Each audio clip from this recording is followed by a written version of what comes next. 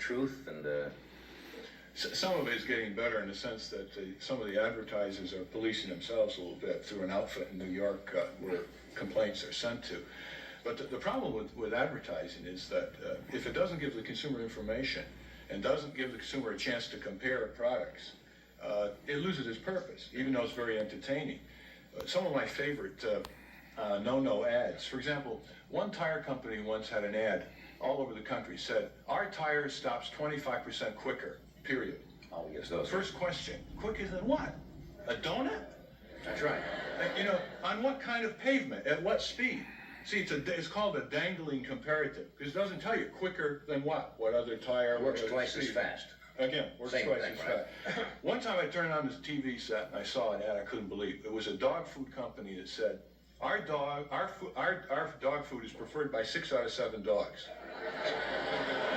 over the next leading brand. So I wrote the head of the company and I said, you know, what's the test for that? They wrote back a letter saying, oh, we had a kennel, a statistical sample of dogs, big, little, shaggy-haired, young, old dogs. Opened the kennel and they came in and they veered, 6 out of 7, veered to the dog food. So then I took a copy of the letter and I sent it to the other dog food company that they let have one little dog out of 7. I said, what do you think of this? They let you with one dog, let you have one dog. Back came the letter saying, we don't comment on our competitors' advertisement. You know, one dog, one dog out of 7. In other words, if companies don't sort of tell people that some of these other ads are a little tricky, they're not fulfilling their mission under the market system, under the enterprise system. I was at my parents' house over Christmas, or prior to Christmas, and I saw something that says, arthritis strength pain reliever. I won't mention the brand, it's not important. And it's nice, my dad had a jar of this, and it was like $1.50 for 50 capsules. So I read the label, and what it was basically was aspirin, 7 1/2 grains. Now the standard aspirin, whether you know it or not, is 5 grains of aspirin, which is your standard aspirin dosage. And they said take 2, you know, every 3 hours. You could take 3 regular aspirin and accomplish the same effect, and pick up 200 for about 89 cents at a drugstore. Because all aspirin basically, if it's is the same, is aspirin. And so that's a little tricky, isn't it? Yeah. How are we getting along with the car people? Well, they're recalling a lot of cars, but the big issue now is if you don't have your car recalled, you don't have a status symbol. That's right, it's stylish, isn't it? Yeah.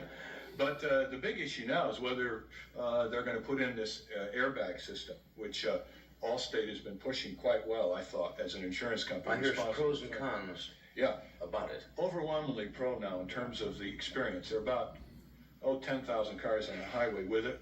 People have been saved. It's, you know, the way it works for those who aren't familiar, they're in a crash and it instantaneously inflates and like a pillow, a cushion, and then deflates and gets out of the way, and you walk away thinking what the collision insurance is going to be, but at least you're alive. I think the worry about it was that people thought it might inflate prematurely or something. You're driving down the highway. That's right. Just like and all of a sudden you're in this bag. Well, that would be a reasonable fear. All right, here's the answer to that. Of course, they've had just tens of millions of miles of tested, and it's proved out very well. But the other answer is that it's established so that the minute it inflates, it also disinflates and deflates in a fraction of a second. 40 milliseconds, for example. If these are put on cars, it's going to save tens of thousands of lives. You think that will come to pass, Ralph? Now, for example, the seatbelt, that you couldn't start the car without putting the seatbelt, and closing the ignition, drove people absolutely bananas. And that was the point of it. I think they finally changed it, though, this year. Yeah. So that doesn't work anymore because people were going... That was an idea of an auto company in order to push off the airbags, as a matter of fact. But technology is a great thing if it's humanized, like in the energy area. Solar energy is the way to go. We're not going the way of solar energy. They want to go into the nuclear fission, don't they? They want to go into nuclear fission with all the radioactivity and the potential of accident and sabotage and... Now, people, of course, who would say that the possibility of a nuclear plant blowing up or heavy is so infinite. But as Paul Ehrlich said on the show, even if that exists as a possibility, you shouldn't do it, because you're not talking about an airplane crashing with 300 people or even an earthquake or several thousand. You're talking about something that can affect millions of people. Exactly. And nobody can give you an absolute Furthermore, there have been some close misses already. John Fuller put out a book, We Almost Lost Detroit, to just a few months ago on a near miss right outside of Detroit of a plant in 1966. There was one in Canada and one in Great Britain. All you need is one plant out of 500 or 1,000 to have an accident. You'll wish you never heard the word atomic energy. Well, then why don't they put more money into solar development if that's the way it's going to go? It's very interesting. So there are basically three reasons. One is that no oil company owns the sun. So they don't have title Not to yet. the sun. Not yet. Arco has a billion. I don't know if you know this. And are already collecting royalties, I think. The second reason is the sun is infinite. You can't embargo or cartelize it or pack it off in a place. It's all over the world. It's super abundant.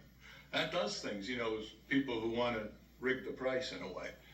And the third thing is that the sun's got a nasty potential of going straight to your home, bypassing your friendly utility company and oil company. Nasty potential. Now, you'll have to admit, right at this present time, for home use, they haven't got it down to the point where it is effective completely. I mean, the price is rather high, and you have to live in certain areas, but with advancing technology, sooner or later, they're going to discover some way to trap that energy. Right now, it's economical for heating. Right. Actually, I mean, what's happened in the last 3 or 4 years is fantastic with small business and inventors and not the big boys. Is that now for heating, it's ready to go because the price of oil and coal and so on has gone up so high. And there are schools in the United States that are building buildings with solar energy. There are hundreds of homes using solar energy. Now, Washington, D.C. is not your sunshine capital of the world. True. But for 10 years, there's a house in Washington, D.C. where the fellow built a solar collector. Traditional, nothing fancy, nothing like I can do now. And his gas bill in 1972 was about $7. That's his supplementary heat. The rest came from the sun. So it can be done. It's the wave of the future. There's nothing that's going to stop solar energy except a combination of stubborn government and corporate agencies that don't see any money in it. Excuse me, Ralph. I'm desperate to make a move in the stock market. Should I go ahead on this solar thing? Well, now it depends on several ifs, ands, and buts, Okay. Senator. I'm desperate. I'm all way down. I've had a lot of stuff. Senator, do you want to let sunshine into your Capitol Hill? That sounds like a country western. John, it was a great pleasure having you with us tonight. It's been some time, and I hope you'll do it again.